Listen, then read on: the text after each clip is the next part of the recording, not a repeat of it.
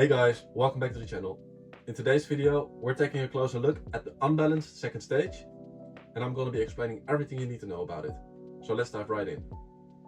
Before we talk about how it works, let's quickly go over the main components inside the second stage. You have the diaphragm, the lever, the spring, the poppet and the seat, the orifice, and the exhaust valve. All second stages have roughly the same parts. The only difference is how the forces on the valve are managed. An unbalanced second stage has a simple and very reliable design. When you're not breathing from the regulator, the valve is held closed by a spring. That spring pushes the poppet against the orifice, sealing the valve shut and stopping airflow. When you inhale, the pressure inside the second stage housing drops slightly. That pressure difference causes the diaphragm to move inward. The diaphragm pushes on the lever lifts the poppet of the orifice, and air flows from the first stage into the mouthpiece. When you stop inhaling, the pressure inside the second stage equalizes with the surrounding water. The diaphragm returns to neutral, the spring closes the poppet, and the airflow stops. This happens very quickly and repeatedly while you're breathing. What makes this design unbalanced is that the spring alone controls how much force is needed to open the valve. There's no mechanism to cancel out changes in intermediate pressure. Because the design is unbalanced, changes in intermediate pressure directly affect the breathing effort. If the intermediate pressure drops slightly, for example near the end of the dive, the spring has to work harder to open the valve. That means that the cracking effort, the force needed to start airflow, can increase a little. Depth itself doesn't increase breathing effort, because the diaphragm is exposed to ambient pressure.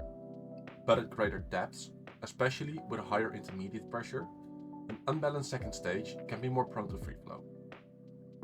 This doesn't make the regulator unsafe, it just means the breathing feel can change compared to a balanced second stage.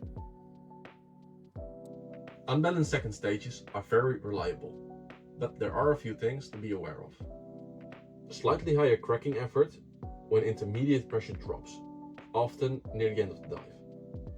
An increased chance of a free flow at depth if the regulator is tuned lightly or intermediate pressure is high. Less fine-tuning range compared to balanced designs. Wear on the seat or orifice causing small leaks. Free flows due to contamination, incorrect tuning, or cold water. And stiff breathing if the regulator is overdue for service.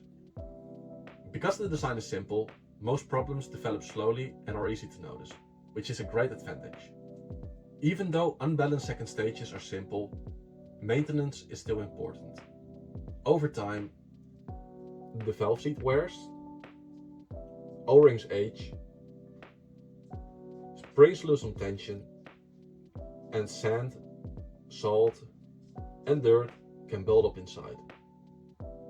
If these parts aren't surfaced, breathing effort can increase and the risk of free flows or leaks goes up.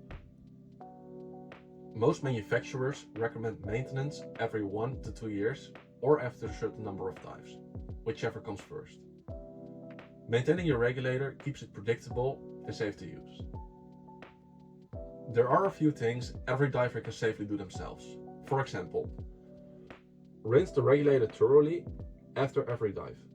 You can flush the inside of the second stage through the mouthpiece to remove bacteria, but only while the regulator is under pressure.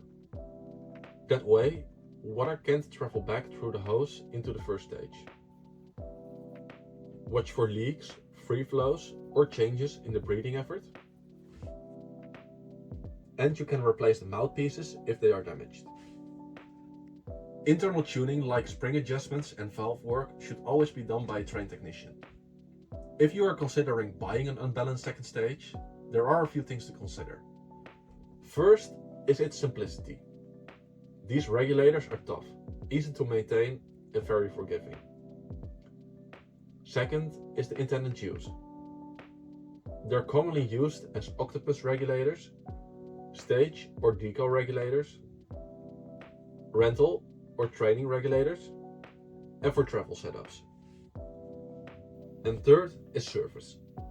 Even simple regulators need parts and proper servicing, so make sure support is available.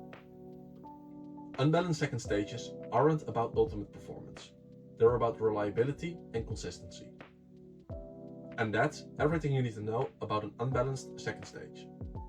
If you enjoyed this video, make sure to give it a like and subscribe to the channel. Let me know in the comments what piece of dive gear you'd like me to break down next. And don't forget to check out the links in the description for my other social media pages. And as always, dive safe, stay curious, and I'll see you in the next one. Bye bye.